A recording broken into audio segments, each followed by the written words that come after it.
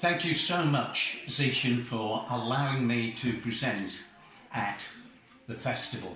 A festival that was so inspiring, not only for me, but also observing the attendees getting so much out of it, not just from my session, but all the sessions.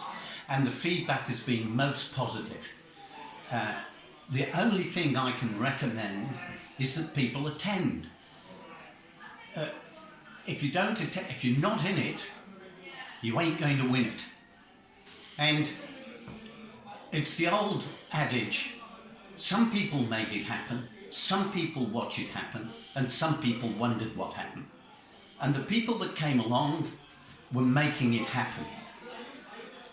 Enthusiastic, and I think that's all to the credit of Nifnex, making an environment where people wanted to learn. There was no pressure that you must learn. The presenters, most awesome.